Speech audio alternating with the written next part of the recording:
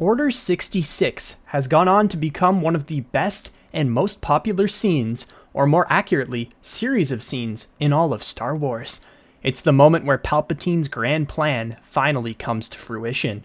Darth Vader had become his new apprentice, and it was time to end the Clone Wars and eradicate the Jedi Order in a way that they would never see coming.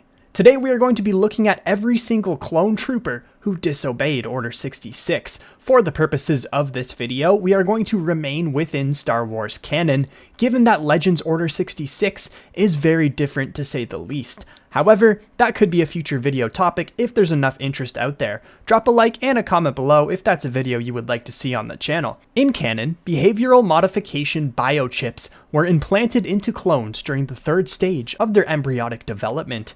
These inhibitor chips were capable of both dictating and responding to the thoughts of its host. The chips were implanted in the clones at the request of Jedi Master Sifo Dyas, who originally placed the order for the army. They were designed to make clones less individualistic and like their template, the bounty hunter Jango Fett. However, the Sith hijacked these chips, tooling them for another purpose. 150 contingency orders were programmed into the chips, which could be activated by a voice command. Among them was, of course, Execute Order 66. The order to eliminate the Jedi and anyone who gets in the way of this task being completed. Other orders ranged from the direct opposite, eliminating the Chancellor, to other things like mass arresting and potentially executing civilians. With the inhibitor chips in their heads, it was almost impossible for clones to resist Order 66, but for a select few, it wasn't. Let's go ahead and take a look at that handful of clone troopers. We can't talk about clones who disobeyed Order 66 without giving mad props to Fives. The former Domino Squad member and ARC trooper was the closest to uncovering the secret of Order 66 before it was even issued. Fives fought alongside the 501st Legion in the Battle of Ringo Vinda. During this battle, a fellow trooper and one of his closest brothers, Tup, started acting strange, almost as if he was in a trance. During their next offensive, Tup suddenly started muttering the phrase, "Good soldiers follow orders," before shooting Jedi Master Tiplar, killing her immediately. Fives saw this happen and tackled Tup to the ground.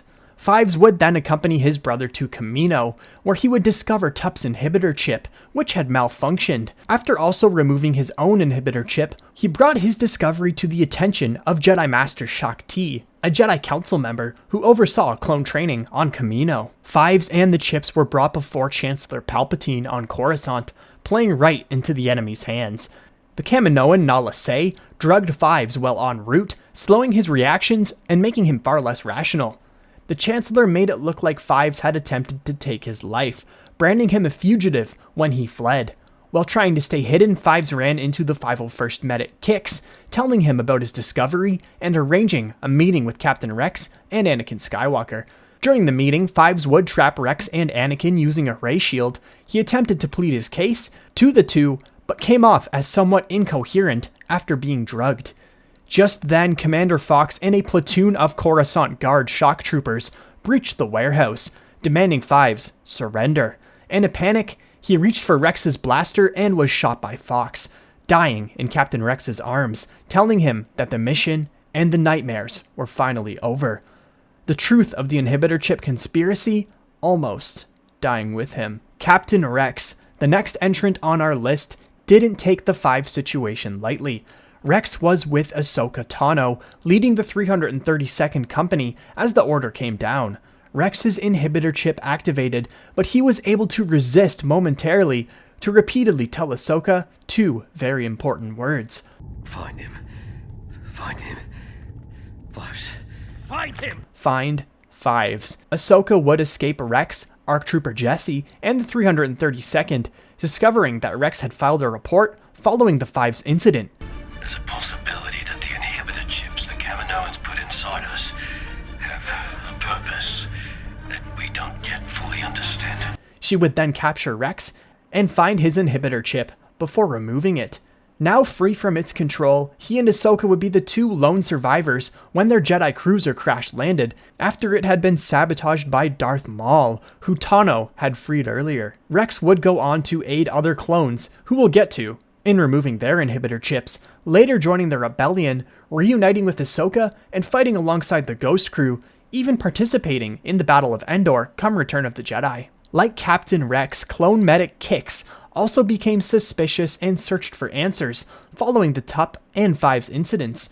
It wouldn't take long for Kix to also uncover the truth behind the chips, but his investigation did not go unnoticed by Count Dooku. Before he could act on his findings, Kix was captured by Separatist forces and placed in a frozen stasis. Soon after, the ship was attacked by Republic forces and sustained heavy damage. To keep Kix from revealing the truth by any means necessary, the B-1 battle droids on board jumped into hyperspace, crashing into a planet and losing power. There, Kix would remain, frozen for 50 years.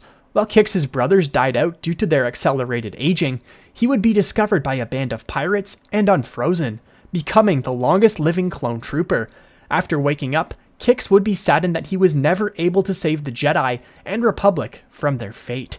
Confused and with no further purpose in life, now that the war was over, the former medic would join the group of pirates known as the Crimson Corsair. He even possibly fought in the Battle of Exegol, come the rise of Skywalker. Clone Force 99 are an interesting entry on our list. The Bad Batch were defective clones, and thanks to their genetic modifications, they were for the most part immune to the inhibitor chip's effects.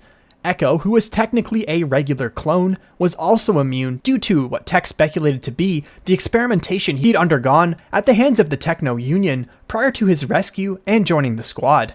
Hunter, Tech, and Wrecker were all initially immune to the Order, with the one exception being Crosshair, who immediately targeted Jedi Padawan Caleb Doom when given the chance. The effects of Crosshair's chip were amplified as he joined the Empire, although he later claimed to have removed his chip. I had my chip removed a long time ago.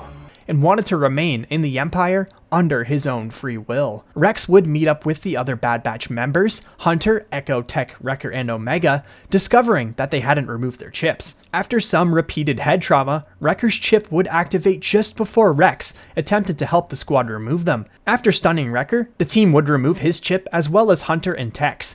Bad Batch Season 2 is about a month away.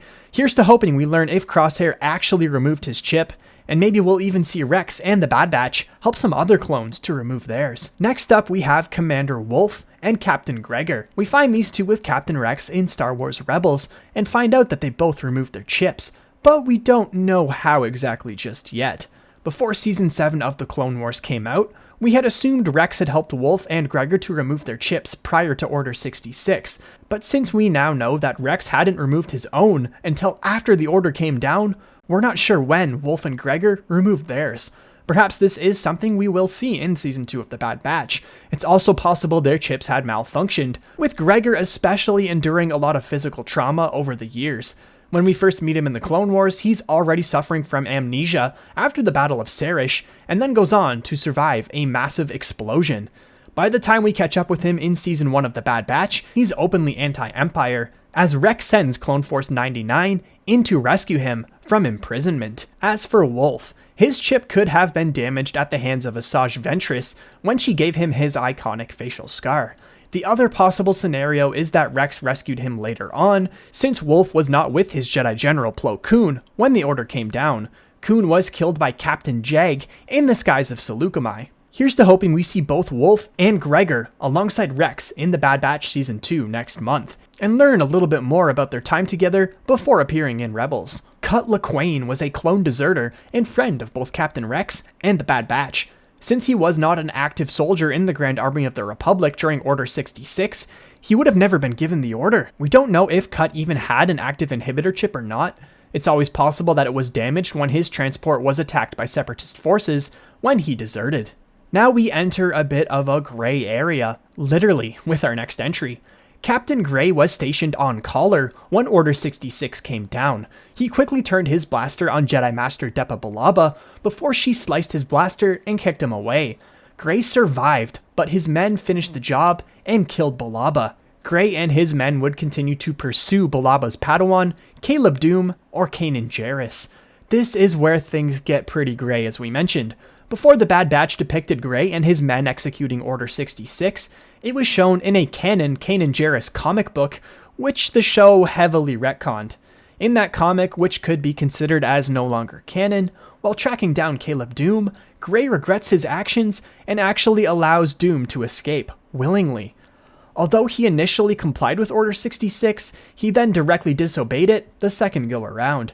But as we mentioned, there's a fair argument that this book is no longer canon. But that does it for every single clone trooper who disobeyed Order 66 in Star Wars canon. Who is your favorite entry on this list? Let us know in the comments below. Here's to hoping we learn some possible new entries in the Bad Batch Season 2. Fingers crossed for confirmation on Captain Hauser. Once again, do let us know if you'd like to see us cover every clone trooper who disobeyed Order 66 in Star Wars Legends. But for now, thank you so much for watching this video, and may the Force be with you. Red 5, standing by.